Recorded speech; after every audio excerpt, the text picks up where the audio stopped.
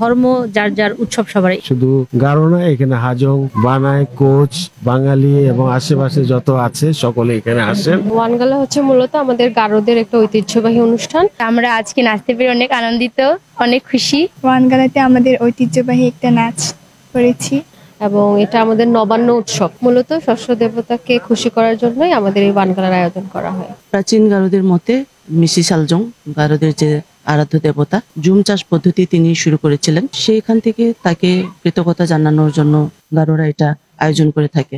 সেই ধারাবাহিকতাই চলে আসছে যুগ যুগ ধরে। শুধু গারো না, এখানে হাজং, বানাই, কোচ, বাঙালি এবং আশেপাশে যত আছে সকলে এখানে আসেন এবং তারা একটা সাম্প্রদায়িক সম্প্রীতির বন্ধনে আবদ্ধ হয়ে তারা এই অনুষ্ঠানকে উপভোগ করেন।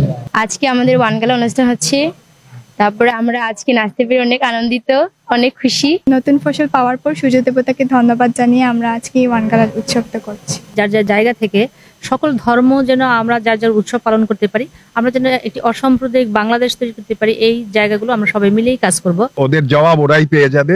আমাদের কাজটা হচ্ছে একসাথে থাকা, একসাথে কাজ করা এবং একসাথে আমাদের ভেতরে যেন বন্ধনটা অটুট থাকে। আমরা জানি বাংলাদেশটা কেমন, তো আমরা চাই সারা পৃথিবীকে দেখাতে যে আমাদের এই দেশটা সম্প্রীতির দেশ, আমরা সবাই মিলে একসাথে থাকি এবং আমি আমার ধর্ম যাই হোক না কেন আমি সকল ধরনের উৎসবে অংশগ্রহণ করতে পারি। শিল্পকর্ম সমাজের একেবারে কেন্দ্রে যেন স্থাপিত হতে পারে। শিল্পকর্ম যেন জনগণের হতে পারে, আর শিল্পকর্ম যেন মানুষের মাঝখানে উৎসব নিয়ে আসতে পারে। আমরা যেন একসাথে একটা সুখী পরিবার গড়ে তুলতে পারি। সবকিছুর মিলন ক্ষেত্র বাংলাদেশ, এইটাই যেন পৃথিবীর বুকে খুব পরিষ্কার হয়ে যায়। সেই জন্য খুব এই উৎসবটাও খুব গুরুত্বপূর্ণ। বহু ভাষা এবং বহু সংস্কৃতির অন্য দেশ বাংলাদেশ। বাংলাদেশের সকলেই মিলে আমরা এই বাংলাদেশকে গড়ব। আমরা চাই সকলেই মিলে সম্মিলিত হবে নতুন বাংলাদেশ গড়ার জন্য সকলের আন্তর্জাতিকভাবে আমরা সহায়তা চাই, যেন আমরা আমাদের রাষ্ট্রকে আবার সুন্দর করে নতুন করে গড়তে পারি।